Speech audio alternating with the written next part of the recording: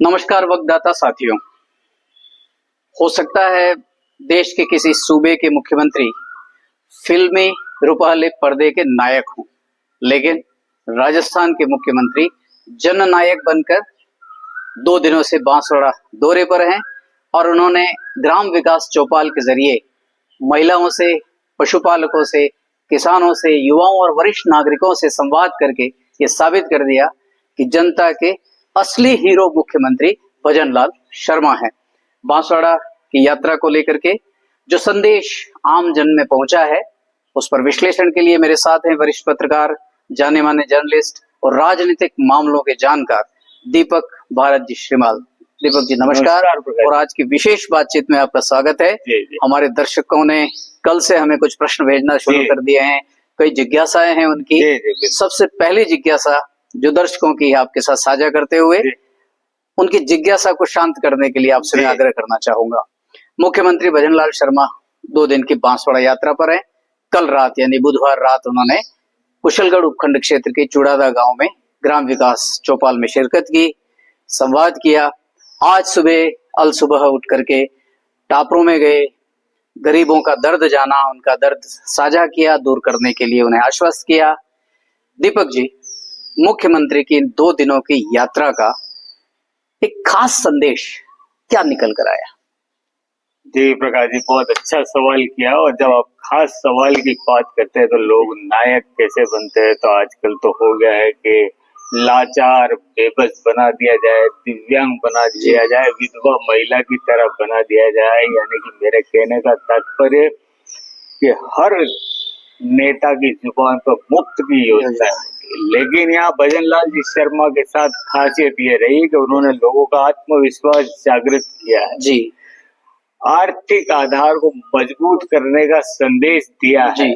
ये बदला हुआ रूप, क्योंकि जब आप धरती से निकला हुआ पुत्र जी, जो जमीन से जुड़ा हुआ आदमी जमीनी बातें करता है, हवाई किले नहीं, हवाई सपने नहीं, तो उस आदमी को जागृत करना ये पहला सबसे महत्वपूर्ण कार्य किया। उसके लिए मैं तो सैल्यूट करूंगा भजनलाल शर्मा को। जी दीपक जी, इससे हम प्रधानमंत्री नरेंद्र मोदी की इटली यात्रा और वहां के प्रधानमंत्री ने जो हिंदी में शब्द दिया परिश्रम ही सफलता की कुंजी, तो कल मुख्यमंत्री भजनलाल शर्मा के उस ग्राम विकास चौपाल यात्रा के दौरान जो परिश्रम की बात चली है, जो संदेश चला है, उस पर हमारे दर्शकों को कुछ अवगत कराइए। जी, जो बात की आपने मेलोनी की जी, मोदी भी थे, मेलोनी भी थे, और तीसरी चीज मेलोडी भी थी जी, वो चॉकलेट जी।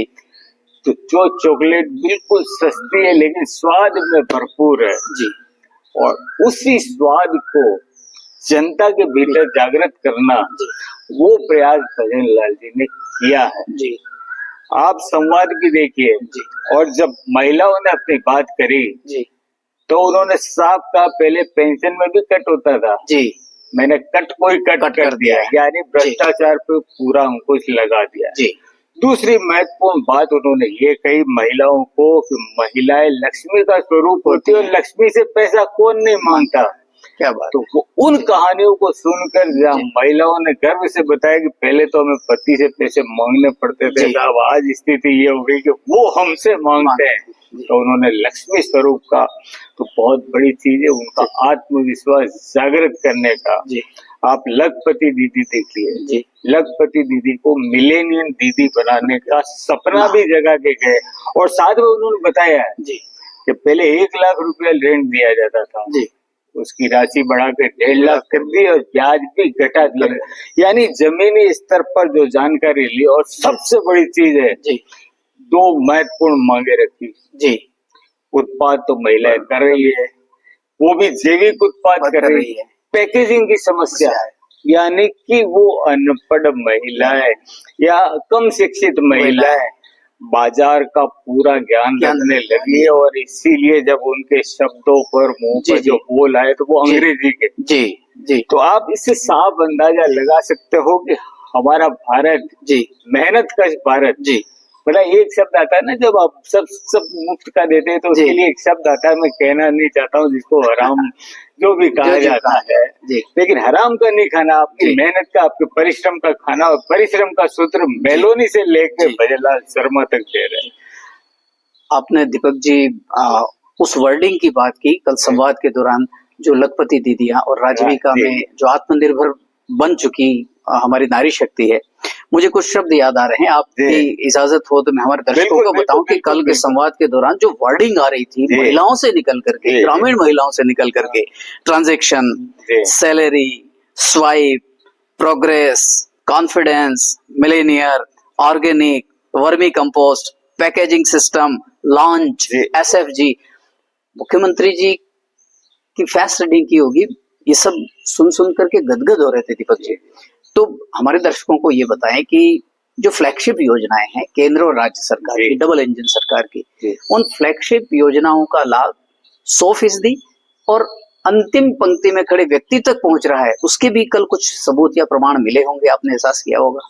जी जी बिल्कुल मिले ना जी। आप देखिए, लखपति दीदी से हम आ जाते हैं कृषकों पर, किसानों पर जी।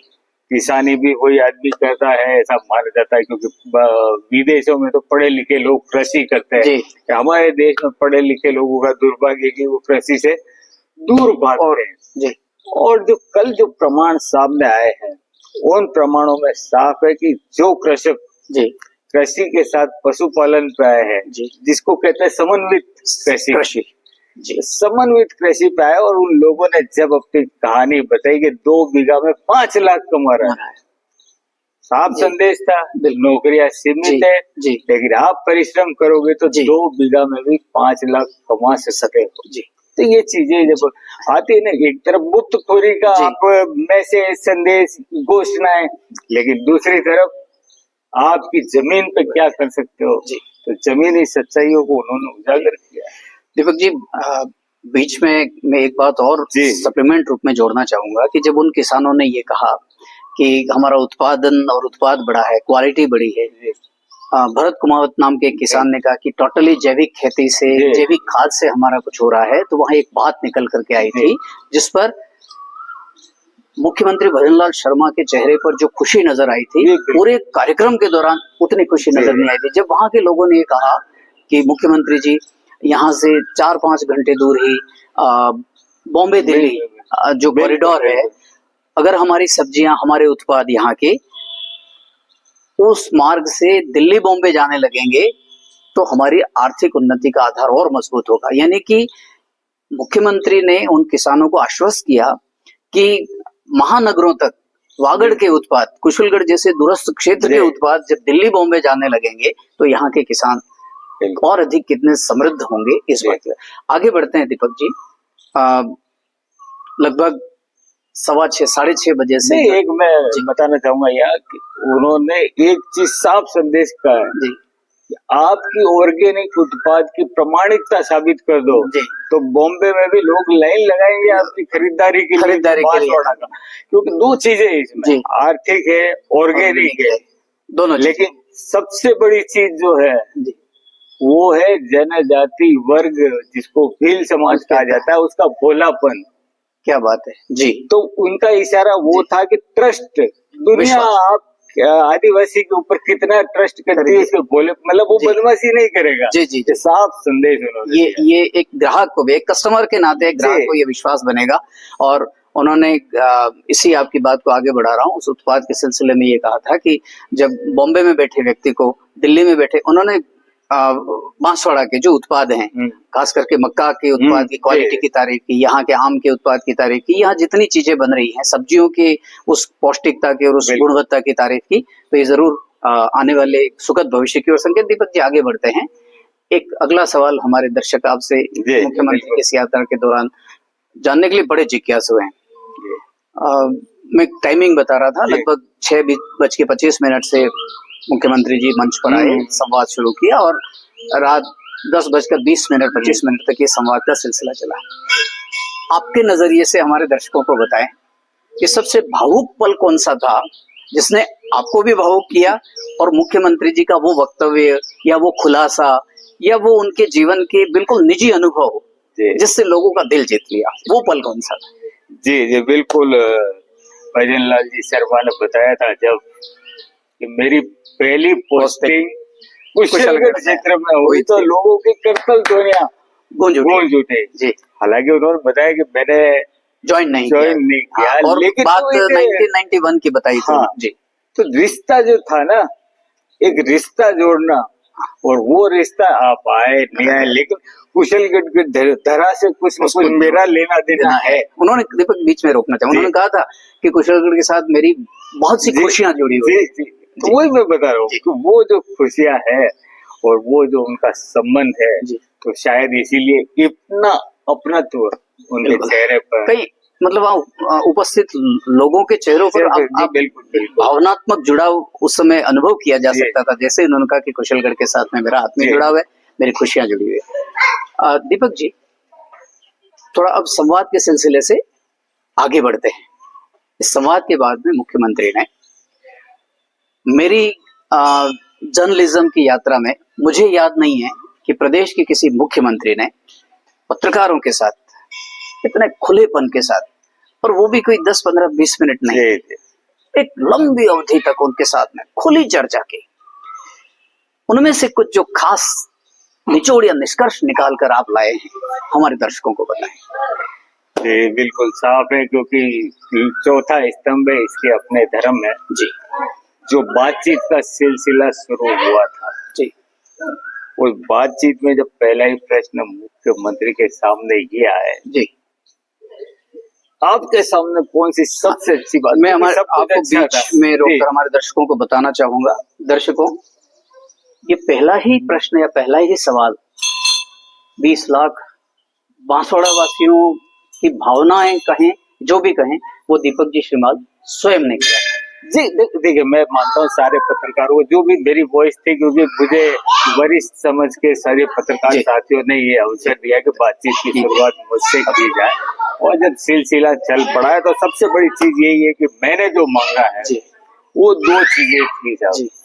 एक तो अस्पताल की सड़क 250-300 मीटर का टुकड़ा तो तत्काल जिला कलेक्टर को, कलेक्टर साहब ने कहा कि ये सेंशन निकाल चुके, लेकिन क्या है कि सेंशन होना कागजों में बन जाना आम बात है, लेकिन इस काम को हाथों हाथ कराया ताकि बांसवाड़ा जिले की 18 लाख से अधिक की आबादी उस अस्पताल में पहुंचती सुकून के साथ पहुंचे। और दूसरा यार पिकॉक गार्डन, तो प्रयास गोटिया नाम का, तो क्योंकि मुख्यमंत्री चाह रहे थे जी कि पर्यटन की दिशा में इस क्षेत्र को स्थापित करूं जी, तो वो जो था जी मूल, क्योंकि उसमें बहुत ज्यादा राशि व्यय नहीं होनी है, तो जर्नलिस्टों ने भी, पत्रकारों ने भी अपना धर्म निभाया, और मुख्यमंत्री ने जिस आत्मीयता से बात करी, लगभग 3 घंटे से अधिक का समय दिया, वो ठीक है। उसके बाद कई होता है ना जर्नलिज्म में ट्रांसफर वाली पद्धति होती है, जो जमीन से जुड़ा आदमी जमीन की सच्चाइयों को जानता है वही बता सकता है जी। बाकी कहने को तो आप मुख्यमंत्री के सामने अगर हम रेल और हवाई जहाज की बातें करें तो मेरे ख्याल से वो लेकिन जमीन ये कि जो आप हाथ का हाथ कर सकते हो, तो मैं तो एक चुनौती मानता हूँ कि हमने मुख्यमंत्री जी को चुनौती दी, सब बातें छोड़िए, 250-300 मीटर का ये टुकड़ा कर दीजिए, जो मरीजों से जुड़ा है, रोगियों, उनके परिवारजनों से जुड़ा है। और मुझे अच्छी तरह से याद है कि उन्होंने विदिन 10 सेकंड के अंदर कलेक्टर महोदय को बुलाया और उन्होंने इस बात को, दीपक जी हमारे दर्शकों को हाथों हाथ इतना भी बता दें, ये भी बता दें कि वो जो पिकॉक गार्डन वाले प्रस्ताव हैं वो मुख्यमंत्री जी के पास यहाँ से किसी जनप्रतिनिधि की जी बिल्कुल, वो पूर्व राज्य मंत्री धन सिंह रावत ने भेजे हैं जी, और वहाँ का हम लोगों ने स्वयं दौरा किया। वो धरती महत्वपूर्ण इसलिए कि पांडव वहाँ रुके थे। प्रोटेंशन उत्पाद है जी, आप कल्पना कीजिए 88,000 ऋषियों को भोजन कराना, आम रस का, चावल का, तो इसका मतलब उत्पादन आपका कितना था जी। तो उसको एक जो डेवलपमेंट, और उसके लिए बहुत ज्यादा करोड़ों की जरूरत नहीं है जी। तो हम तो एक रहता है ना, वो बड़ी बड़ी आशाएं नहीं जी, आप जो तत्काल कर सकते तो आपका पैमाना है कि आप कर सकते हैं या आश्वासन दे रहे हैं, राइट। तो हमारा तो ये था, उसमें मुख्यमंत्री को मैं तो पास करार दूंगा जी। अगर कल आने वाले कल को अगर वो रोड शुरू हो जाती है तो मुख्यमंत्री पास जी, और नहीं हो पाती है जी, सेंशन है तो वो सेंशन भी होती है, उसके बाद भी हो जाती है। दीपक जी, मैं लौटता हूँ अपने बचपन की तरफ। जी। आप और हम जब पढ़ते थे तो बहुत छोटी कक्षाओं में अक्सर एक प्रश्न ऐसा पूछा जाता था जिसमें 4 अलग अलग प्रश्नों के उत्तर छिपे होते थे। जैसे कोई एक वाक्य दे करके पूछा जाता कि फला वाक्य किसने, किससे, कब और क्यों कहा। कल का एक वाक्य मैं दोहराता हूँ और हमारे दर्शकों तक आपका उत्तर पहुंचाना चाहता हूँ कि देखो धरती पुत्रों, मैं आलू से सोना तो नहीं बना सकता, लेकिन हाँ, मैं आपको वो दे जाना चाहता हूँ कि यहाँ की मिट्टी सोना उगलने लगे। ये वाक्य किसने, कब कहा और इसके माने क्या हैं? ये सीधा सीधा है मुख्यमंत्री भजनलाल शर्मा ने राहुल गांधी के उस बयान पर कटाक्ष किया है जो दुनिया भर में चर्चा का विषय कि मैं इधर से आलू डालूंगा उधर से सोना बनेगा। तो उन्होंने 3 महत्वपूर्ण चीजें बताई है। सबसे पहला उन्होंने बताया था पानी। जी। पानी के लिए करोड़ों रुपए की पूरे राज्य में। जी।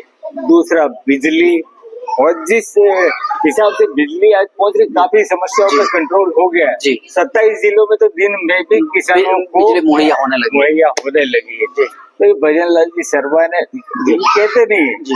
आज 2.5 साल में मैंने ये देखा है कि जब पहले आना हुआ था तब उनका बड़ा मीडिया से दूरी थी, लेकिन अब मीडिया के सामने आए तो आत्मीयता के साथ आए और न केवल मीडिया से बात करी, मीडिया के सहयोगी लोगों से भी उन्होंने अलग से चर्चा करी है। मतलब सीधी सी बात है, पहले सब कुछ समझा, ठोका बजाया, फिर पारी भरा। जिस तरह हम मटका लेते हैं ना, पहले ठोक बजा के तो उसका परीक्षण तो करते ही। मैं एक खास पंक्ति के साथ में आज के हमारे संवाद को विराम देना चाहूंगा। दर्शकों, मुख्यमंत्री भजनलाल शर्मा 2 दिवसीय बांसवाड़ा दौरे पर आए और इस दौरान उन्होंने भूमि पुत्रों से, वे स्वयं धरती पुत्र मुख्यमंत्री हैं और कल पत्रकार वार्ता में उन्होंने अपने धरती पुत्र होने का जो एक आत्मीय खुलासा किया वो भी अभिभूत और गदगद करने वाला है। तो धरती पुत्र मुख्यमंत्री पशुपालकों, किसानों, महिलाओं, युवाओं, वरिष्ठ नागरिकों के बीच में परिश्रम का बीज बोकर, उसमें आत्मीयता का पानी देकर और जागरूकता की जैविक खाद बोकर गए हैं। आने वाले वर्षों में यह पौधा एक विराट वटवृक्ष के रूप में राजस्थान की जनता के सामने होगा, ऐसी उम्मीद की जानी चाहिए। आज की इस खास संवाद को, जिसमें मुख्यमंत्री के 2 दिवसीय दौरे को लेकर के दीपक जी ने हमें एक एक बिंदु को कितना सटीक विश्लेषण के साथ में अवगत कराया है। दीपक जी, दर्शकों की तरफ से मैं आपका धन्यवाद व्यक्त करना चाहता हूं और इस संवाद को विराम देने की आज्ञा भी लेते हैं हम। नमस्कार।